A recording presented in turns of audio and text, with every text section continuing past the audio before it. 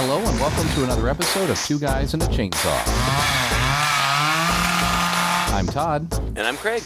Well, Craig, we come again once, as we do often on our podcast, for a tribute episode, where we find an actor who has recently passed, or a filmmaker, somebody in the film industry, and run out and see if they've done a horror movie, and see if we can pay tribute to them on our tiny little podcast, which they'll never hear. It just hit me, right? Like, we do tribute episodes. We should start doing tribute episodes to people who haven't died yet. We probably should. That'd be good.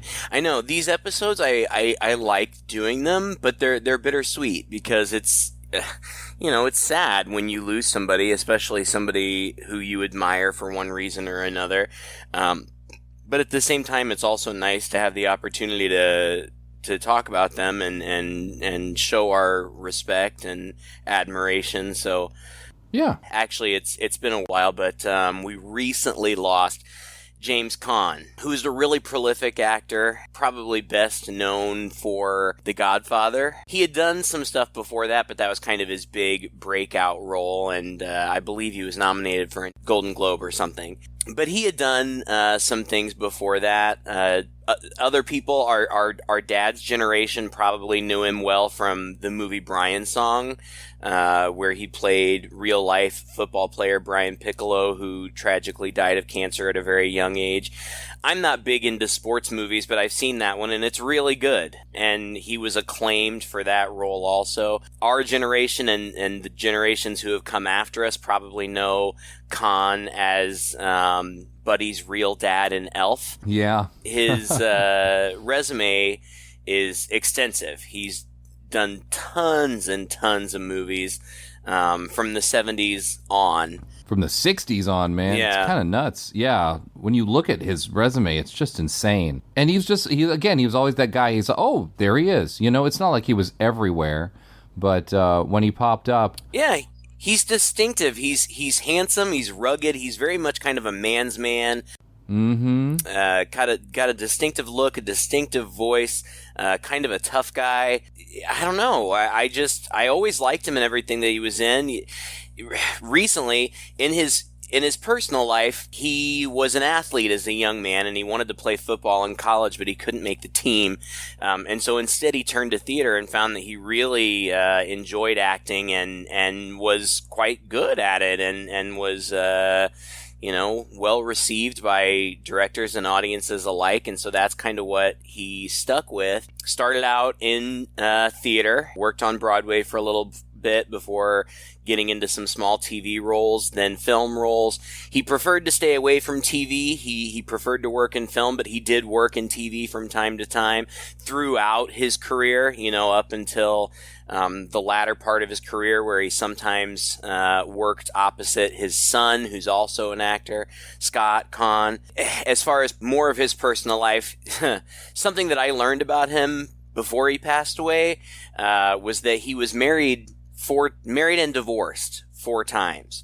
Yeah. And because of that, he had a lot of alimony and spousal support to pay. So in the latter part of his life, he really kind of had to accept any work that was offered to him because he had to work, because he had all these financial responsibilities. So in the latter part of his career, if you look on his resume, he did some not great stuff. He did a modernized version of Wuthering Heights for MTV, which I saw, which was terrible. He had a big cameo in an awful Christmas movie that we reviewed. I think it was called Santa's Sleigh. Yes. He was in the opening scene with a bunch of other people who were just doing cameos, I'm sure, for the check. But regardless, of some of those less than stellar roles that he had to take for financial reasons, he still has a huge oeuvre of work that is very much commendable. And my favorite of his movies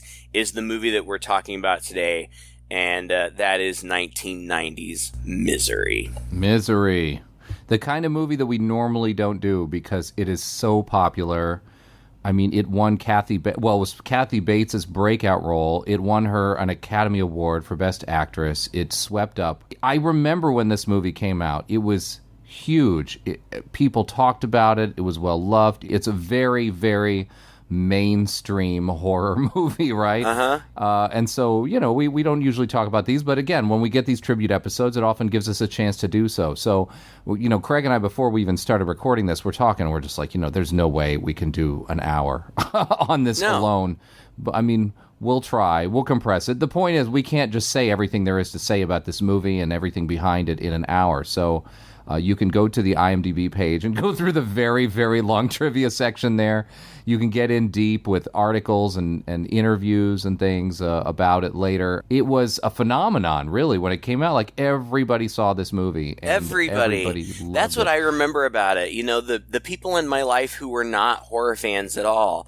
And I don't know, this movie may be better classified as a thriller, but I definitely think that it's horror. I mean, it's genuinely frightening in many places, and I absolutely love it. I remember my mom and my aunts, adults who were not interested in horror at all. Everybody was watching this movie, and I saw it probably at the time that it came out, and as I told you before we started recording, I couldn't count the number of times I've seen this movie. This is a movie that you can watch over and over again. It's that good. The performances are just absolutely stellar. And it's crazy because it's a small movie in scope. There are really only two central characters. The vast majority of it takes place in one small bedroom, but it's just absolutely captivating, and it's captivating from beginning to end. It's a really, really tight hour and 45 minutes. Yeah. And it just moves like it is constantly moving through the whole thing. Kathy Bates, her performance is just phenomenal. I mean, she deserved every accolade she got. She deserved a Best Actress win for this. Of course, it's a Stephen King property, so I was interested in it from the get-go. And in researching for today, I found out that King intended this to be one of his Bachman books. He wrote under a pseudonym for a while, Richard Bachman. These were books that were a little bit grittier than his typical fare, and this was intended to be a Bachman book, but he was found out while he was writing this book. He was exposed, and so he retired the pseudonym. He said that Richard Bachman died of cancer of the pseudonym or something like that, so he he retired. I think he brought back the pseudonym for a couple books later on, but he published this under his own name. It was a big hit. I didn't read it before I saw the movie. I only read it years and years after I had seen the movie. As the movie is an excellent movie, the book is an excellent book. Oh, God. It's one of my favorites of King's books. It's one of King's favorites of King's books. He says that the character of Annie Wilkes is his absolute favorite character that he's ever written, just because she was so nuanced and she was constantly surprising him. In both the book and the movie, I think that part of the reason that she's so fascinating as a character is because she's not just a monster. She's a sick person. She is a crazy person. And both in the book and in the movie, there are times when you can find sympathy for her, and then there are other times when she's absolutely nightmarish in her cruelty and her capacity for cruelty and to cause harm. It's just so good. I mean, that's why we're going to have such a hard time keeping this at an hour, because I could go on and on and on about this all day. Well, the book holds a very special place in my heart, because this is, I think I was in middle school maybe when I picked this up from the library, and I brought it home, and it was a summer, so I had a lot of free time, and one morning I just started reading it, and I did not stop reading it until the book was done. I read the whole thing morning to night. It was the first and maybe only time I've ever read a book cover to cover, literally. I think I got up to go to the bathroom, a few times, maybe have dinner, and then I came back at it. It is so enthralling from beginning to end, so captivating. It's just a really tense story with just seriously intense scenes. Yeah, to the point where, when I saw the movie, of course I was excited when the movie came out, but when a book, grabs you so much like that, and then of course when they make a movie, you have to simplify some things, you have to leave some things out and all that.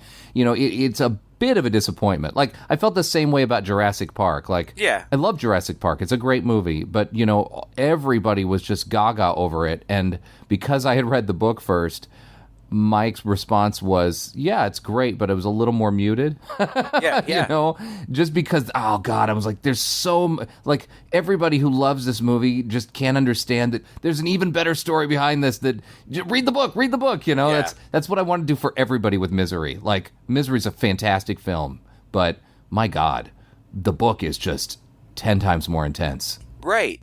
And I think, you know, King had a really good experience writing it. It's a very personal novel for him. He didn't reveal at the time what his inspiration behind the book was. He kept that to himself for a long time, and I think it was not until the 2000s that he finally revealed in an interview and said that he finally felt ready to reveal in an interview that this story is an allegory for his struggle with addiction.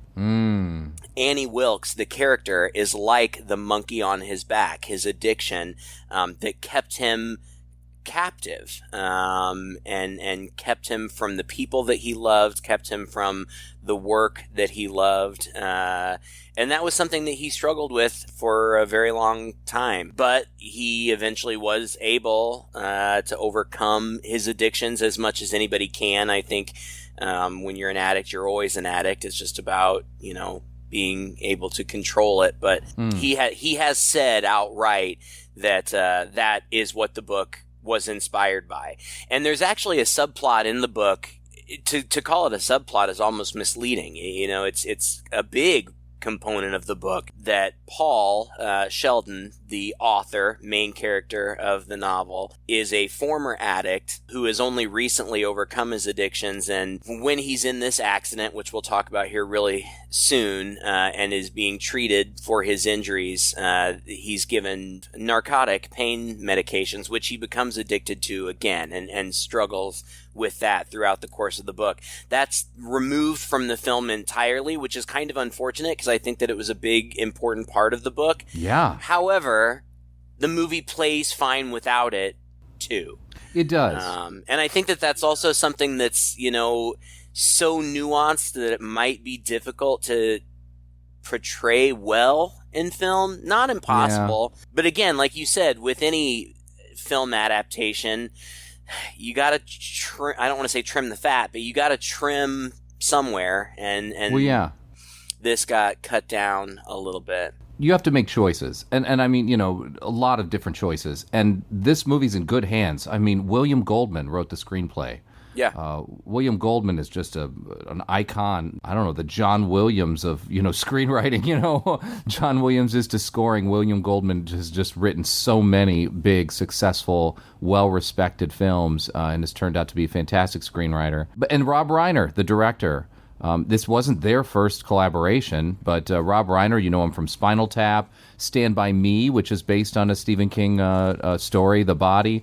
So he did another Stephen King novel, you know, a few years before this. Then went on to do The Princess Bride, which is just, oh my God, it's one of my all-time favorite movies. And the book, which is written by William Goldman, is even better than the movie, and was written, I believe, after the movie. We don't need to talk about The Princess Bride, but anyway, Rob Reiner, Princess Bride, Harry Met Sally, Misery. After this was A Few Good Men. I mean, he was just one hit after another, and this is just one in a long string of hits that he had starting from the mid-'80s up to the '90s. Really impressive cast and crew. Yeah, and Rob Reiner is, you know, a great director. He's also he's a funny actor, and he has a lot of acting credits to his name too. But this book was so personal to King that he was reluctant to sell the rights to the film. He just kind of didn't believe that Hollywood would be faithful to the novel. He still had a bad taste in his mouth from Kubrick's The Shining, which he was not a fan of. But he had been really impressed with Rob Reiner's adaptation of his short story, The Body, which became Stand By Me, which is another one of my all-time favorite movies. And King had been so impressed with that he sold the rights, but with the provision that Reiner either direct or produce it. And Rob Reiner had a really positive experience with Stand By Me too, and he loved this book because he identified with the main character. The main character, Paul Sheldon, played by James Caan in the movie, is a famous novelist, but he's famous for these really pulpy, like romance type novels, a whole series of them. I'm thinking like V.C. Andrews or who's the other one? Danielle Steele. Danielle Steele. My mom read everything Danielle Steele ever wrote. And, right. That type of thing. And whatever, people enjoy those books. They do really well. And in the context of the movie and the book, he has done very well. But Paul wants to break away from that.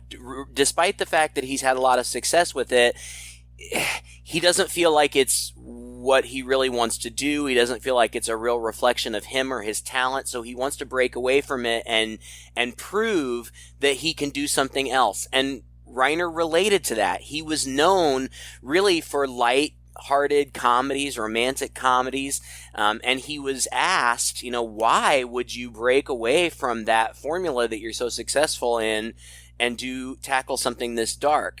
And he said because he wanted to prove that he could do it. He related to the character in that way, that he wanted to break away and show that he was more than just one thing. And I think that's a cool connection also. The script, God, I swear that every A-list actor of the 80s and 90s was offered the lead role in this movie. Warren Beatty, Dustin Hoffman, Bruce Willis, Harrison Ford.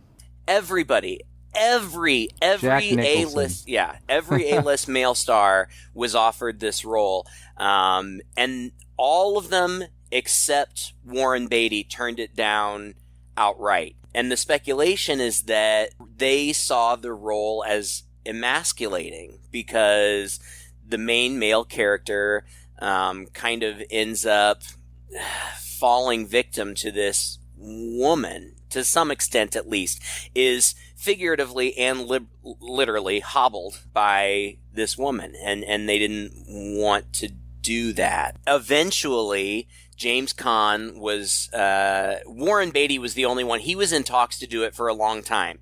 Eventually, he just held out for so long that they felt like they had to move on.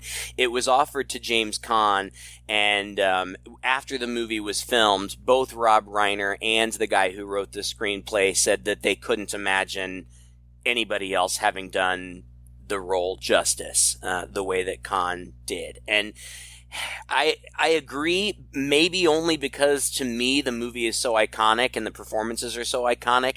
I can't really imagine anybody else in the role.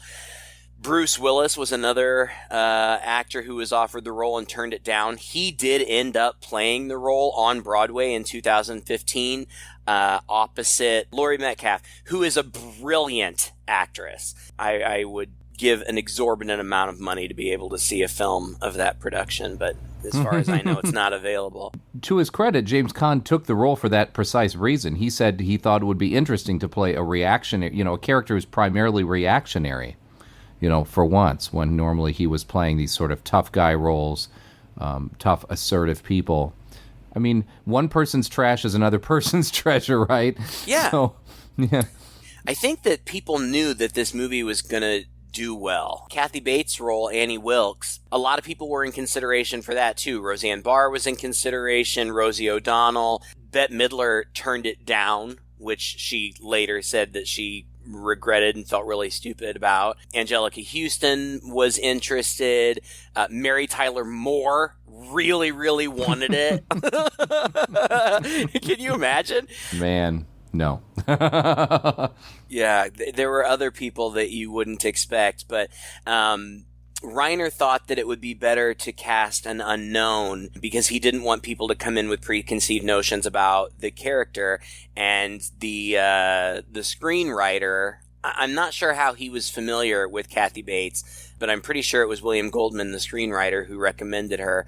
And she came in and she just absolutely slayed it. She and Caan clashed on set because her experience up to this point had been almost exclusively theater. Now, he had some theater background too, but they had different approaches to acting.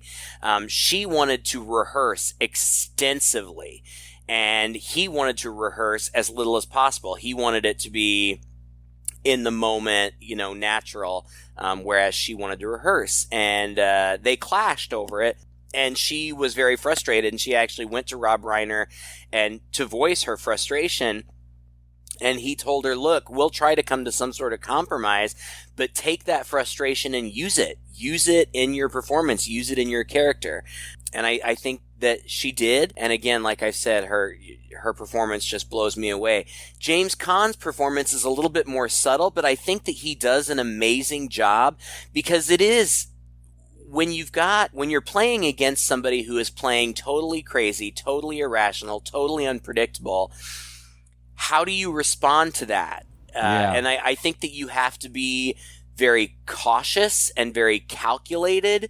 And he does that very well. He's very calm he puts out an aura of calmness in situations where I would be freaking out. He's able to control himself very well, and I think the two of them together just, it's lightning in a bottle. He comes across as a very measured guy, like a smart man, right? Like a person who, and honestly, I this may be wrong, but I feel like if you're a novelist, if you're a writer, you're a student of people. You're a student of life and of character, and you're probably maybe more actively observant of the people around you and kind of what makes them tick. Probably a pretty excellent psychologist inside, to be able to write characters and that are successful and believable. And so it almost feels like, he, as much as he's not in control of his situation, because he can't be, because he's just been in a car accident and he's stuck in bed and he physically can't really move or do much, he seems to understand wholeheartedly over time who she is, or at least what he does and doesn't understand about her, and how to measure his reaction, in order to keep himself safe. And it's just amazing how a guy sitting in bed with very little in the way of gesture and physicality, just with looks and expressions and stuff on his face, really gets this across. Like, you can see what's going through his head, when he's reacting to her and when she's saying it. And it's very, very clear, and it's very believable, and it also feels very smart. So this is not a movie where, like a lot of horror movies, you feel like these characters are doing really stupid things. They're in a bad situation. They're making it worse by making poor choices. This is like a guy who seems to be making all the right choices, and that's what makes it even more terrifying, right? Is that still, when you make all the right choices, it doesn't automatically get you out of danger. And so, that's what's so great about the movie, I think, and the story in general, is just, this guy is not an idiot. He's only in over his head because he is completely at the mercy of this crazy woman in many, many ways. And can he outsmart her? To the extent that you can outsmart a crazy, obsessive person, there's a big X factor there. There's a level of unpredictability when you're dealing with that even though logically you think you do this, it should garner this response, you're dealing with a person who's not operating necessarily in the world of logic most of the time. Right. And so, it stabs in the dark. It's this got this reaction. Well, that teaches me something. You just learn and learn and learn and try different things. Yeah, and you're dealing with somebody who is completely unpredictable.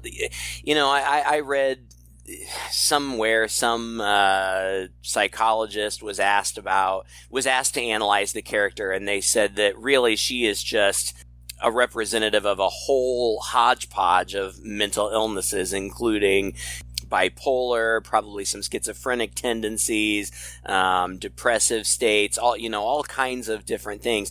But she is just completely unpredictable, and in one moment she can be just genuinely gentle and kind, and the next minute just out of her mind, angry, and Kathy Bates plays that so well. And like Caan, you can see things in her face. You can see changes.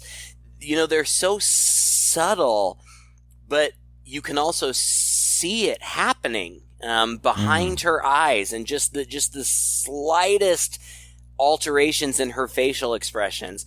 It's just masterful, her performance. And a lot of that also comes with the style that it's shot in. Rob Reiner looked to Hitchcock as his inspiration for shooting this movie, for shooting a thriller. And I can see it so much in the style of shooting. There are lots of extreme close-ups on things, lots of extreme facial close-ups. He even does a really cool thing how he shoots Annie when she's calm and in control of herself. She's shot straight on. When she starts to kind of veer into crazy territory, the camera angle changes so that it's looking up at her. So it's a little bit askew and off and makes you a little bit uncomfortable, and also makes her more intimidating because it's almost as though you're looking up at her as he would be, or as a child would have to look up at an adult, which puts you in a really vulnerable position and just makes it that much more uncomfortable. It's just so well done all around. The plot is pretty simple, and there are some things that I want to point out because there are so many quotable moments, but the plot really is fairly simple. It opens with the main character, Paul Sheldon, played by James Caan, finishing a novel on a typewriter in a remote ski lodge. When he's finished, he has a glass of expensive champagne and a cigarette, which we later find out is his ritual. And then he leaves. And he has been staying in this mountain resort. It's in or near the town of Sidewinder, which is where the Overlook Hotel is located in The Shining.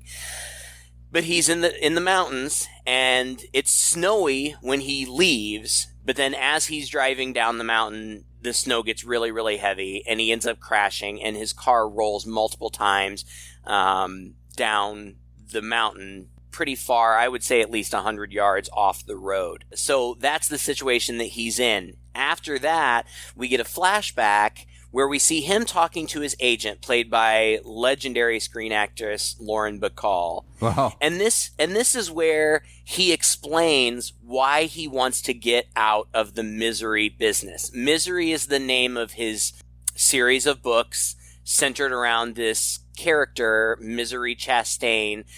It's set in the Deep South, I think like the antebellum South.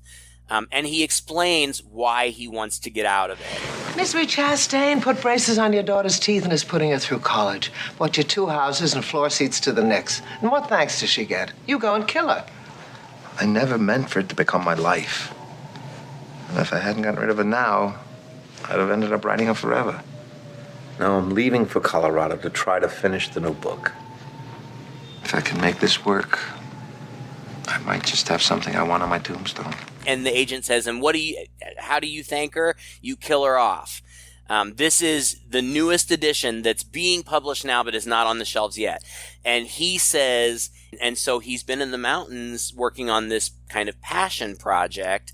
But the next thing we see is somebody prying him out of the car. If you hadn't seen the movie and you knew nothing about it, you would assume this was a man, because he's pried out of the car, he's given CPR, and then this person throws him over their shoulder and carries him, presumably at least up the hill to a car.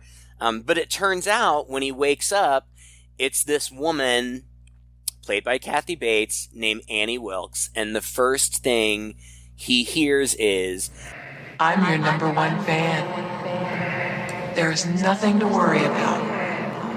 You're gonna be just fine. I'll take good care of you. I'm your number one fan." And even that alone, that "I'm your number one fan," that line is iconic at this point. And by the way, Lauren Bacall, huh? It's so amazing. She even has that mid-Atlantic accent that was so popular, back in the 40s, even now in 1990. Just this unbelievable, like, I just couldn't believe she was in this movie. I mean, she's got a very small role, but I was just shocked that Lauren Bacall was still alive and looking good by 19. I don't know, is she still alive today? I have no idea. But I mean, she's statuesque. I mean, and it's crazy that she's just gorgeous and a really commanding presence. Yeah. Well, anyway, he's in bed, and his legs have been completely shattered, and they look disgusting. That was done with the effects. They were done with gelatin. I mean, they're just completely swollen and black and blue and bloody and disgusting. And there was a hole. I think the whole lower part of his leg was kind of a big sleeve. That he wore like up to his knee, but it looks awful, but it looks great. Very real. But it looks very real and absolutely miserable. Like you can't imagine the pain. And he plays that well too. He is in excruciating pain. It's really pretty good. And Greg Nicotero was on the design team for the special effects. Well, he was on the special effects team, or makeup effects team, I should say. And Greg Nicotero, again, we've talked about him several times in here. He's a horror movie special effects guy, mainly responsible for the Walking Dead stuff now. But, anyway, so, she has reset his legs, and she's a nurse, right? So she is not just a nurse, but she's a very capable woman. Like, she's, living on a farm. She has a pet pig we are later introduced to that she calls Misery after her absolute favorite character. We learn that, she's just a devotee to his novels, and she speaks about his novels in glowing terms. Like, she's obsessed. She saved my life. And then here comes an interesting point. We learn that she knows who he is and that she's his number one fan, and she notices that he has another manuscript, and she asks permission from him to read his unpublished manuscript. And I thought that was interesting. He could have said no, and maybe things would have gone in a different direction, Because she probably wouldn't have. She didn't seem like the kind of person who would... she does some pretty evil things, but she doesn't seem like the kind of person who, even though he said no, would try to sneak it anyway. I don't think she would try to sneak it, but I think she would have gotten her hands on it. I mean... Probably in some way, shape, or form, yeah. She gets what she wants. She seems very nice and gentle. Everything's a little fishy from the beginning. She tells him that the roads are out and the phone is down. But she says she'll take care of him and get him out of there as soon as the roads are cleared. But she also admits, he's like, how did you find me? And she says, well, I guess you could say I was following you. And he's like, what? And she's like, well, I know all about you because I'm such a fan. So I know that you write up there. So I kind of been just, driving up there at night and watching the light in your window and thinking about what you were writing about or whatever. So, that's creepy. Yeah, she does constantly surprise you through this movie with the things that you learn about her. That's part of what's kind of enjoyment. Yeah, I agree, 100%. But it's done in such a way that it's not slow because the movie's fast. In fact, like I said, Alan was sitting right behind me, and he said, man, it doesn't take very long for her crazy to start showing, does it? And I said no, and I looked at the time, and it was exactly at the half-hour mark, because he does say that she can read the manuscript, and very soon after that, she's feeding him lunch, and you can tell that something's troubling her just a little bit, and she starts to kind of offer a criticism, says, no, who am I to criticize? And he's like, no, I really want to know. And she criticizes the swearing in the manuscript. It has no nobility. These are slum kids. I was a slum kid. Everybody talks like that. They do not. What do you think I say when I go to the feed store in town? Oh, now, Wally, give me a bag of that effing pig feed and 10 pounds that bitchly cow corn. And in the bank, do I tell Mrs. Bollinger, oh, here's one big bastard of a check. Give me some of your Christing money. There, look there. See what you made me do? Oh, Paul, I'm sorry. I'm so sorry. Oh, sometimes I get so worked up. Can you ever forgive me? It's silly, but it's manic.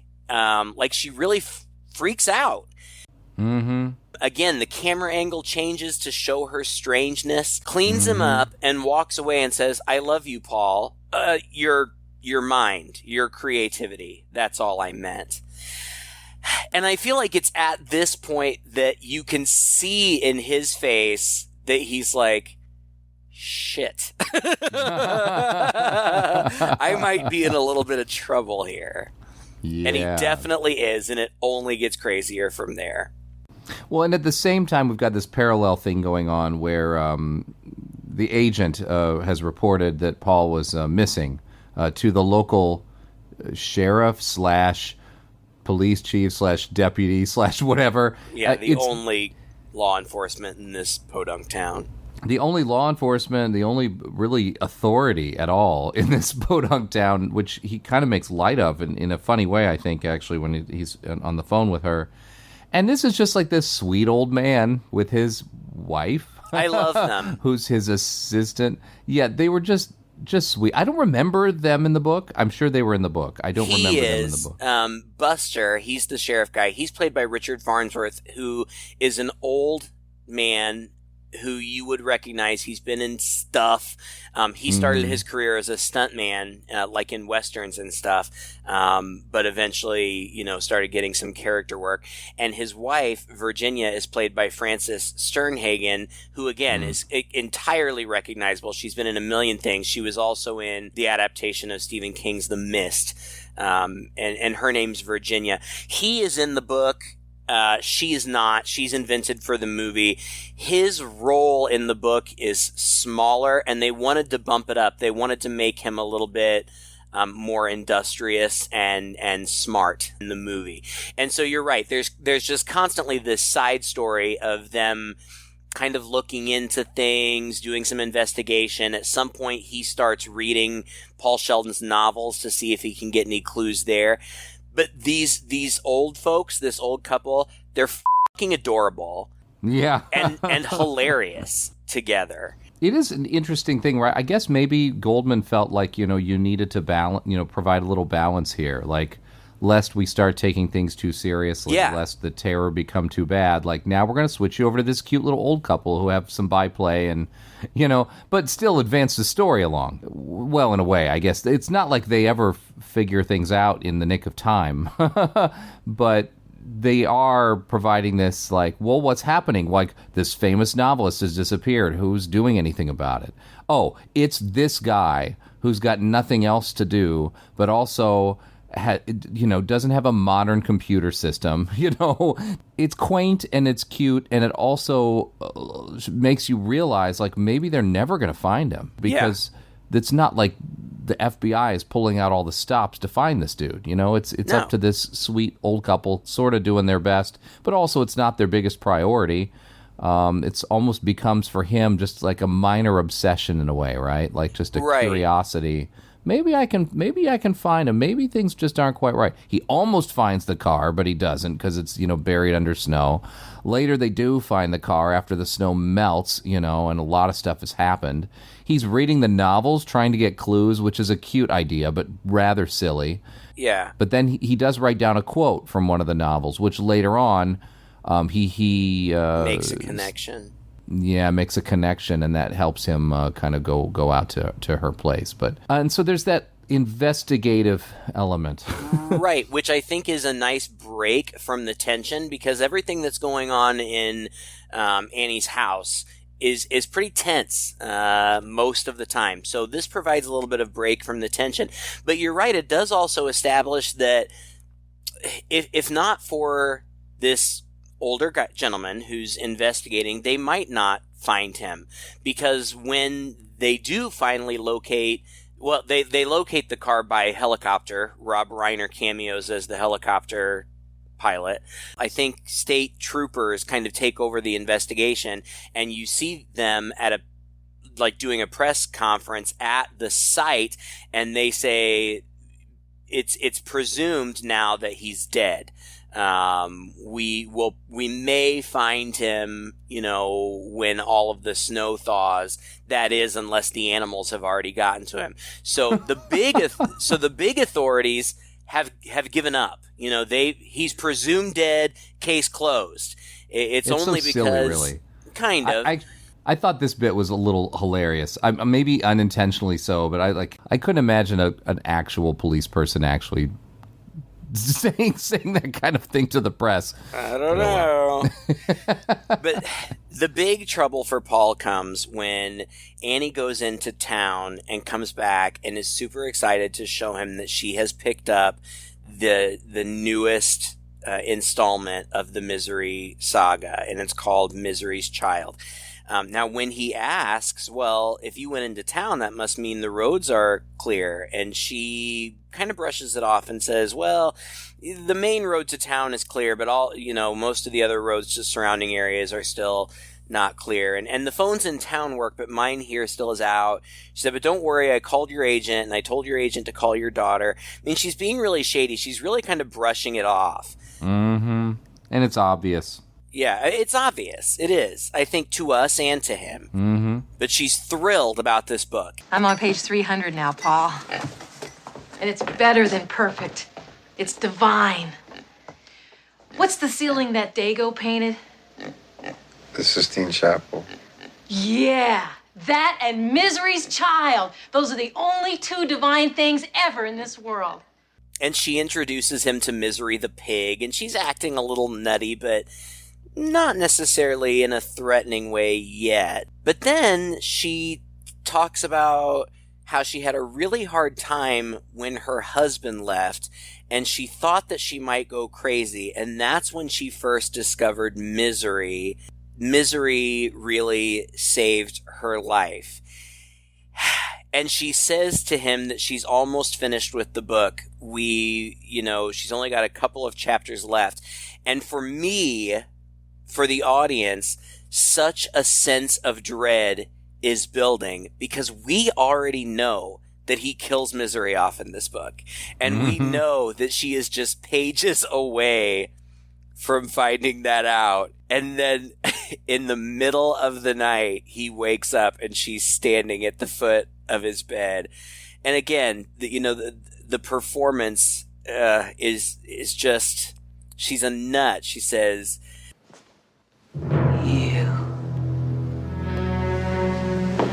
You dirty bird. How could you? She can't be dead. Misery Chastain cannot be dead. Annie, in 1871, women often died in childbirth.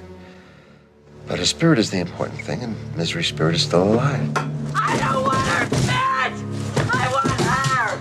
And you murdered her! No, I didn't. Who did? No one. She died. She just slipped away. Slipped away? Slipped away? She didn't just slip away! You did it! You did it! You did it! You did it! You did it! You murdered my Misery! and she absolutely freaks out and shakes the bed. When I say shakes the bed, she takes the footboard and pulls it up off the ground and slams it repeatedly and is screaming at him. And the camera is an extreme close-up on her face. And she smashes a plant off of a plant stand, picks up the plant stand, acts like she's going to hit him with it, but instead smashes it against the wall. And then says to him, I don't think I'd better be around you for a while. And then she looks at him and says, don't even think about anybody coming for you. I didn't call anybody. Nobody knows you're here. And you better hope that nothing happens to me, because if I die, you die. And then she leaves. Direct threat. Finally, we get a direct threat. Uh-huh. And she drives away. And I remember this next scene from the book, the most, as being incredibly intense. And I don't think it's the first time in the book that he tries to get out, or at least explore the house, but it's definitely the first time in the movie that he realizes, oh shit, I need to take some agency here and do something because this woman is loony. So when she drives away, he takes that opportunity to pull himself out of bed. And I mean, it's very convincing. The poor guy's still, his legs are useless and still trying to mend themselves, but, utterly gross and in splints. And he falls out of bed and he grabs a hairpin that he had found or just picked up just a little bit earlier. The first time he can't get out because he doesn't know the door is locked. So he ends up on... Oh, you're right. He makes his way to the door, but that's as far as he can get. And then it cuts, I guess, to the next morning, and she finds him on the floor, and she's calm again. And she gets him back into bed. She's not as gentle as she had been before. I think she calls him a big crybaby or something like that, but she's calm. And she says to him, "Sometimes my thinking is a little muddy. I accept that. That's why I couldn't remember all of the things they were asking me about on the witness stand in Denver." What? Excuse me? You want to back that up a little bit? Oh, boy. But she doesn't expand upon that. Now, what she says is, "I asked God about you, and God told me that I have to help you get back on the right track. And the first step in doing that is she makes him burn his manuscript. And he tries to manipulate her. You want me to burn my book? I know this may be difficult for you, but it's for the best. It's really not difficult at all. My agent made dozens of copies. There's going to be an auction in New York. Every publishing house in New York is reading it now. So if you want me to burn my book, fine. You're not really ridding the world of anything. Then light the match, Paul. Yeah, and she goes off on this whole thing about how when you wrote your first book, you didn't make any copies because you didn't think people would take it seriously. And so ever since then, you've been superstitious and you never make any copies. You only have the one copy. She pulls a charcoal barbecue grill into the room. This is such a tense scene. She puts his manuscript on the grill, douses it in lighter fluid, but he refuses to light the match, to strike the match. And so she very calmly just starts walking around his bed, talking to him, casually splashing the lighter fluid onto him, onto the covers that he is covered with. It's a clear, I mean, she remains calm, but it's an obvious threat. Like, if you don't burn this, I'm going to burn you. Yeah. And so he does. He sets it on fire, and it gets out of control, and her reactions are hilarious. Oh, goodness gracious me. It's almost like a little Tom and Jerry act at that point where she's trying to put it out of the curtains, and as the fire embers are flying around, she's being kind of silly. Like a kid, Goodness gracious. Good. Yeah. I thought that it was a miracle that none of those sparks landed on the bed. Like, right? That's almost unbelievable. It is, actually. But the it's just, she just bounces, but from one extreme to the next sometimes. And it's convincing, though. It is. Even though it is a little campy, and it's supposed to be a little campy, it's very convincing. Like, I know, look, I mean, I'm not going to say I know anybody just like this, right? But I know these personality flaws, if you will, or personality traits in people. One of my grandmothers, who is not with us anymore, but it would get very disturbing sometimes when suddenly, like, she would actually just flip out of nowhere. Something that somebody said or something, like, set her off, and she would flip so extremely and so, like, insanely that it was scary. I mean, even though she's not actually threatening, my grandmother never threatens anybody, you know what I mean? But she would just get highly emotional all of a sudden out of nowhere. And this happened a couple times, and it's a spooky thing to watch, and you would never believe that this would happen in real life if you hadn't witnessed it yourself, And so, yeah, I completely believe this character, even when she's bouncing from one extreme to the next, because some people are like this. They really are. But she's dangerous. Oh gosh, yeah, she's incredibly dangerous. I mean, at this point, we see that he starts hiding his pills. He's not taking his pills. He's hiding them in his mattress. But she sets up a writing desk for him there in the room and tells him that she wants him to write a new Misery book called Misery's Return. And in this scene, she's almost giddy that she wants to help him. Like, she genuinely thinks that she's helping him. And she's going out of her way. She's bought him a typewriter.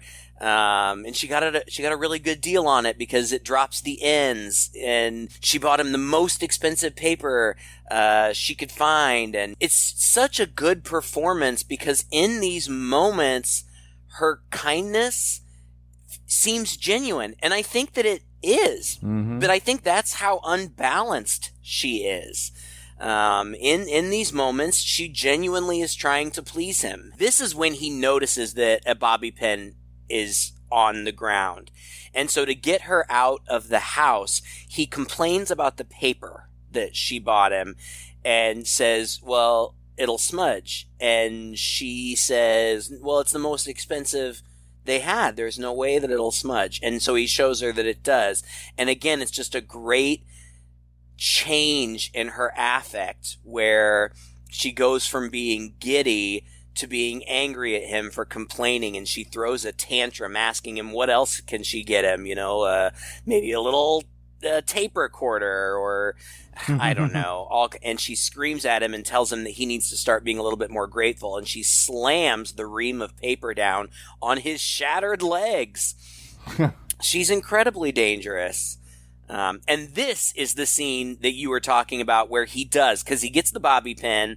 Yeah. And in the book, he talks about how he had written about people picking locks with bobby pins, and he had done research on it so that it would be authentic in his book, but he had never actually done it. And so he didn't know if he could, but both in the book and the movie he does, and he gets out. And this scene is it's still, every time I see it, it has me on the edge of my seat and my heart racing. I know how it turns out, but it's just so tense. It's crazy. Yeah, it's nuts. I mean, he rolls his way out. He's kind of exploring the house, but he knows he has limited time. He doesn't know how long it's going to take her to get back. He goes to the phone, and not only is the phone not plugged in, but the guts are out of it. Like, he picks up the phone, tries to make a call, and then's like, wait a second, and picks the whole thing up off the table, looks at it, and he's like, crazy bitch, or something like that.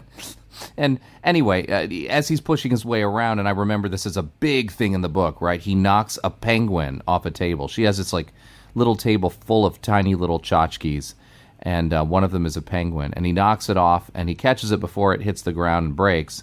But when he puts it back down, it's facing the wrong way. Mm-hmm. It's not facing the way. So, like, we know, and later on she reveals that she knows he got out because of this. Anyway, it's a crazy tense scene because eventually, she's coming back up the road, and he's not back in the room yet, and he's got to get back in there. He's got to close the door. He's got to relock the door with the bobby pin. Just in time does he get back behind his typewriter when she bursts in. But she's like, "Oh my God, you're sweating." And you know what? This is a detail that a lot of movies just entirely miss, right? Yeah. How many times have you seen this in a film where some character has to do something really, really fast before someone gets in the room, and then as soon as they pop in the room, that character's right back where they need to be, and they're just like super calm and looking up, right? And I thought, oh yeah, of course, he would be panting and sweating. And still, he's smart enough to immediately reply, my heart, my pills, I need my pills, I'm in pain. Like, while she was gone, suddenly things got more painful for him. Well, no, it makes perfect sense. Right before he left, she slammed that ream of paper down on his legs. Exactly. He probably would be in excruciating pain. Yeah, he's a smart guy. And, and so he seemingly gets away with it at the time. But this is a big thing, like you said earlier, that was a big part of the book that was missing from the movie, is she basically has him addicted to these pills. And as I remembered, it seems kind of intentional. And so she actually, I believe in the book, she will withhold pills from him sometimes, right? In order to kind of punish him. And so sometimes when he sneaks out, he's also trying to get pills. Yeah. That's kind of like the secondary goal is to get some pills and hide them so that he can actually, Well, and he did. In this scene, he stole some pills, but in the movie, his purpose for stealing the pills is because he's been collecting them, and he's going to try to drug her. I think he invites her to dinner or something, and she makes dinner, and it's like a romantic dinner, and he tries to drug her. He actually gets the powder from the pills. He gets it into her wine glass, but then ironically she spills it. Do you think she did that on purpose? Do you think she suspected something? I don't know. I honestly don't think so, but it's definitely possible. It's, the way she plays it in the movie, I felt like they were leaving that open to interpretation. I think so too. So anyway, at this point, he doesn't have much choice, so he tries to write, but Annie's not satisfied with his work because she claims that he's cheating. And there's an amazing monologue. This is the monologue that I always think of, where she talks about how when she was a kid, she really liked, she calls them chapter plays, or the serials that they would play, before matinees at the movie theater, these action adventure things. But she would get really, really mad when they would cheat because, they would always end on a cliffhanger, but then when you would come back the next week, the cliffhanger would have been changed. So like a character who was in peril, the next week they would show that at the last second they had gotten out of peril or whatever. And it really pissed her off because she thought that was cheating. And it's a great monologue. She just delivers it. It's so manic and she gets so worked up. Mm-hmm. But at the end of it, she tells him, misery was buried in the ground at the end, Paul, so you'll have to start there. So he tries again, and she's absolutely thrilled. That's when they have the dinner, I think. And then he starts writing feverishly, and he's pounding it out, like he's really getting it done. Buster is still doing research. He finds articles in archives, like, library research, that show that Annie had been a nurse at a hospital where elderly people and infants had died mysteriously, and she had been charged. And he finds the quote from the book that had stuck out to him. She had used that as part of her defense. It was something about, there is a justice higher than that of man, I will be judged by him, or something like that. And she had quoted that directly, which kind of turns him on to her. Well, it's a nice little coincidence. Yeah, right. It is very coincidental. Then, she has like this depressive episode. There's a storm, and she has this weird depressive episode where she talks to him, and she's clearly in a bad way. She says that she knows that their time together is coming to an end, that the book is almost done and his legs are getting better, and she knows he'll want to leave. He says, why would I want to leave? I like it here. And she says, well, that's really nice of you to say, but I don't know if I entirely believe it, which I just think is such a great line. And then she pulls a gun out of her robe and just looks at him and says, she has this, she's like, I have this gun. Sometimes I think about using it. And then she goes, I better go. I may put bullets in it. Like, I'm starting to wonder as the audience, how is he going to get out of this? She's not going to let him go. There's no way she's going to let him go. Mm-hmm.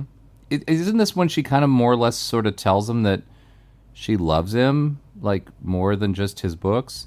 Yeah, and she says something like, I know you can't love me, or something like that. Yeah. He gets out again, and he gets a knife, but she, in the middle of the night, sedates him with an injection, and then he wakes up and he's tied to the bed. And this is maybe the most notorious scene. This is what people were talking about, and what people still talk about to this day. She tells him that she knows he's been getting out. She's known for a while. She knew because of the penguin. Why did she choose now to reveal it? Presumably because she noticed that the knife was missing, I guess. But she tells him that she can't have him getting out and moving around. And she says, and I know you probably saw my scrapbook, which he did, which had, all of the stuff about her being accused of these murders and stuff. And then she says, I can't have you getting out anymore. And she said, the way that they stopped thieves in the diamond mines back in the day was they needed them to still work, but they couldn't have them, running away with their stuff. So they would hobble them. And she puts a big piece of wood between his ankles and uses a sledgehammer to break both of his ankles. In the book, she cuts off his left foot. Yeah. And the screenwriter wanted to write this screenplay because of that scene. And he wrote it the way that it was done in the book. Rob Reiner thought it was too much. He thought it was too gory, too violent, and so they went with the hobbling instead, and the screenwriter was disappointed until he saw the film, and then he said, "You were right." Yeah. It's just as effective. Reiner seemed to think that would sort of destroy what little sympathy you might have with her. Mm-hmm. I don't know. I mean, that's also pretty bad. Like, I would have a similar reaction, I suppose, that if she chopped off his foot. I can't imagine him being all that different. But it is, in a way, almost worse, to be honest. Oh, it's excruciating to watch. And you actually get to see his foot, the first foot, completely bend. I mean, it almost looks like she's practically chopped it off. And, here's the irony here. I mean, this is how you know this woman is nuts. Like, she mended his legs before. Yeah, right. But she's perfectly willing to break them again, Absolutely. if it serves her needs. And so, it's a horrible, horrible scene. But yeah, you're right. Everybody talks about it. James Caan attended a screening with Rob Reiner, and they sat next to each other. And when the hobbling happened, James Caan turned to Rob Reiner and said, "You are a sick f***." It is brutal. And at this point, he just shows open disdain towards her, which is kind of funny.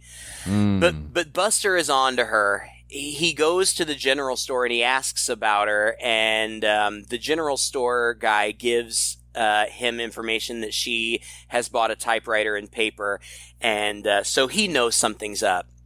So he heads up there, and when Annie hears him coming, she bursts into Paul's room, injects him again, and then dumps him down the cellar stairs.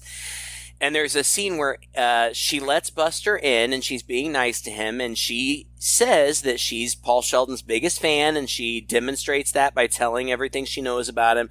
But she tells him, and it makes me wonder if this has been her plan for a while. She tells Buster that God told her to be Paul's replacement, that because she's his biggest fan, she should go on telling Misery's stories as though she were Paul Sheldon. And I wonder if at this point that is her plan. She's going to get him to write this book, and then she's going to take the credit for it. I think it was in the early stages of the novel, King was going to have...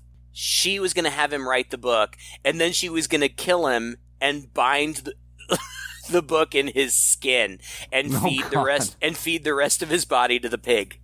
Oh my God. No way. Yeah, but no. You almost want Buster not to find him. And it seems like that's going to happen.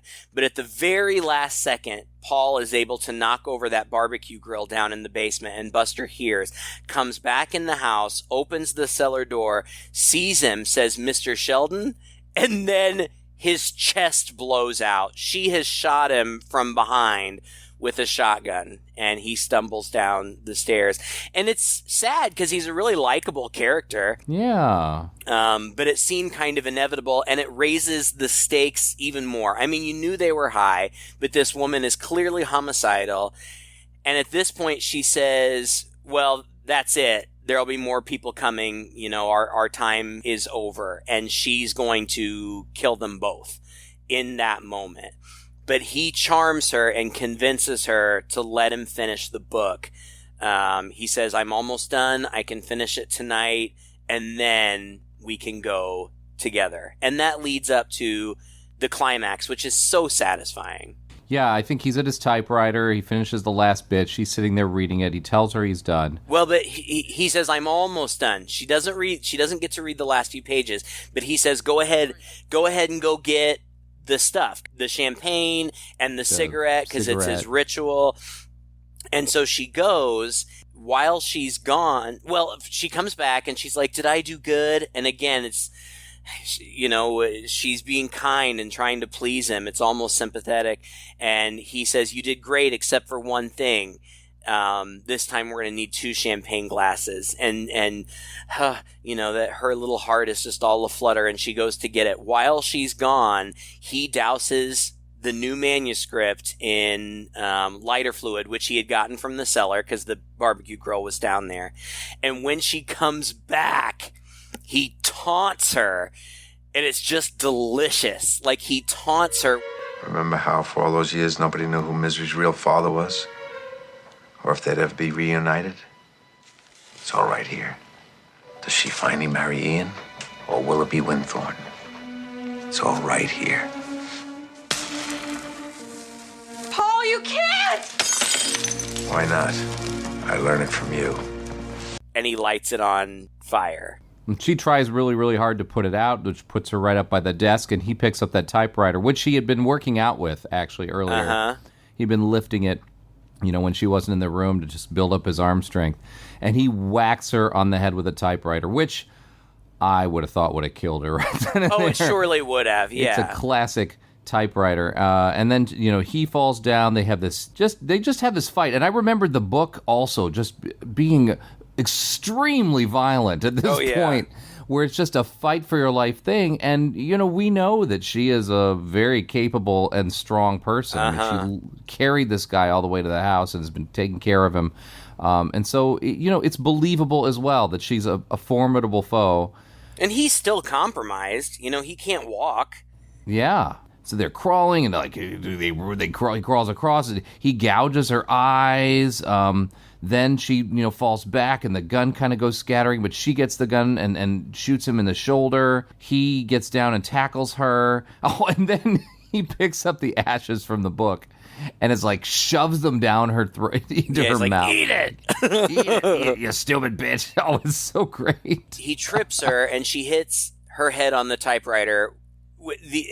I can't even criticize it, but it is clearly a dummy that hits the typewriter. But it's brutal nonetheless. She's seemingly dead, but he starts to crawl away, but she's not dead. She's back. She jumps on his back, but he grabs like an iron doorstop that's a pig, and he hits her in the head with it, and then just punches her right in the face with it, which would have just destroyed her face. Yeah, this is how you know it's a horror movie, is because we have the final at the end. You think she's dead, but she's not. Jump scare thing, and it's it's a kind of ironic, of course, right? That she gets, because her pig was named Misery, and I think this pig is supposed to be like, this ends up becoming her downfall. I guess that was a doorstop. It seems oddly placed, very conveniently placed for where they are. Yeah, okay. I mean, it's kind of near the front door. It's right outside his room, which is near the front door. Sure. But it does kill her. And then she just collapses on top of him. And again, she's a big woman, so I can only imagine it was a struggle for him. And who knows how he got out of there? I guess eventually somebody would have realized the sheriff was gone and maybe made some connections, but. Sheriff's wife maybe came by and did. Maybe, who knows? But then we get an end cap. It's 18 months later. He's at lunch with his agent. He has published a new book, presumably the book that he had written before and she had made him burn. The agent says it's great and everybody loves it. And he's like, well, that's great that everybody loves it, but I wrote it for myself. The agent says, well, would you ever consider writing about what happened up in that cabin? And he's like, you're asking me if I would ever consider writing about the most horrible thing that's ever happened to me? Absolutely not. And he says that even though he knows she's dead, he still sometimes feels like she's there. And you see this waitress coming around pushing a dessert cart, and it's her. It's Kathy Bates, and he's just looking at her. But then as she approaches, it's not her. It's just another waitress who says, "Are you Paul Sheldon?" And he says, "Yeah." And she says, "I'm your number one fan." And then it just shows him smiling up at her, and it goes to black. And that's the end. Something that I didn't remember about the book was that in the book, he wrote Misery's return, but then when he burned it at the end, it was a trick. He made her think he was burning it, but he really didn't. And after he killed her and got away, he published it. And they changed it for the movie. And I read something, I don't know who it was that speculated this, but somebody speculated that maybe Stephen King, consciously or subconsciously, thought you do have to kind of keep giving your readers what they expect from you.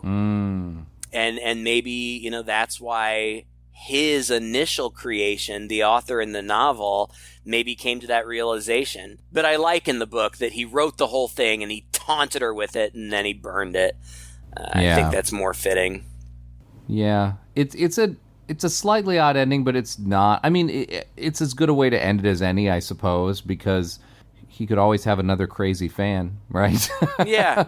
Famous people have to deal with this all the time, so... right. And Stephen King has said that, too, that he has crazy fans, and this character is kind of an amalgamation of all of those people that he's encountered over the years. And I think that, that's unfortunately part of the price of fame.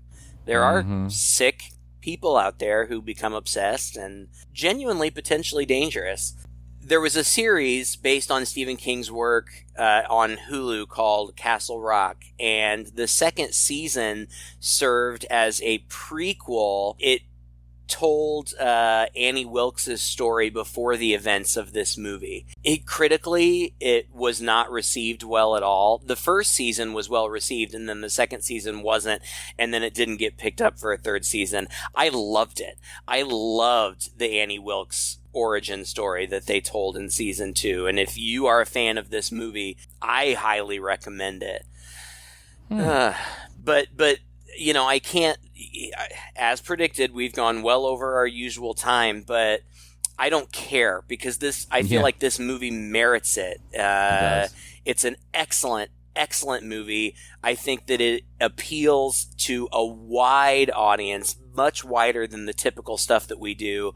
And, if you are a fan of thrillers, of suspense, of interesting character studies, just good acting, if you are impressed by good acting, both Kathy Bates and James Caan give just amazing performances in this film. And I can go back to it every single time I watch it. I love it. And every single time I watch it, I am just blown away by how good it is. Every time. Doing a horror podcast, this is not the first time we've done a movie that's kind of like this, right? Somebody being held against their will by a crazy person who has to fight for their way out, and this movie itself could have been kind of a low-budget, campy, forgettable film, but in the hands of all these people, it really elevates. Actually, the material is already quite good. The Roger Corman-directed Misery would have been very different from the Rob Reiner directed, William Goldman written, and Kathy Bates and James Caan acted Misery that we get. So it's really one of those points, where everything just comes together beautifully and works really well, because everybody is very capable and at the top of their craft. I've seen it compared to Whatever Happened to Baby Jane, and there really are a lot of similarities. That movie, I love that movie, but it's really campy. So I think that this movie could have been too. I've even seen this compared to Saw, where you've got somebody in captivity being tormented by a captor. So there are lots of other movies like this, but I think this one is just special. I think everything came together. Like Reiner said, seeing James Caan in it, I can't imagine anybody else in the role. It just feels right. Everything just it seems like everything came together perfectly, and it just worked. It's a great film. Go out and check it out if you haven't already. And read the book, man. Read the frickin' book. If you're a reader, this is a fantastic book. Yeah, and, again, James Caan, as an actor, I have a ton of respect for him. I think that incredibly talented, was able to shine in a variety of different types of roles, and I think he's worthy of a lot of admiration and praise, and it's unfortunate that he's gone, but as I always say, his work speaks for itself. Absolutely. Well, thank you again for listening to another episode. If you enjoyed it, please share it with a friend. If you enjoyed it, you may want to consider becoming a patron of this podcast. Please go to patreon.com/chainsawpodcast or go to our website at twoguys.red40net.com and follow the link there to our Patreon page, where we offer For just a very small amount per month, you can help support us and keep us going with this, as well as get a few goodies extra, such as our mini-sodes that we put out several times a month. We have an interview of us, 90 minutes of personal questions that our good friend Heather has given, as well as we post the raw, unedited versions of our phone calls every week. In case you're interested in that, please consider going over and supporting our podcast. Also, you can find us on Twitter. You can find us on Facebook. Please let us know what you thought of this episode, as well as any other movies you'd like us to do in the future. We will get back to doing requests very, very, very soon. Until next time, I'm Todd. And I'm Craig. With Two Guys and a Chainsaw.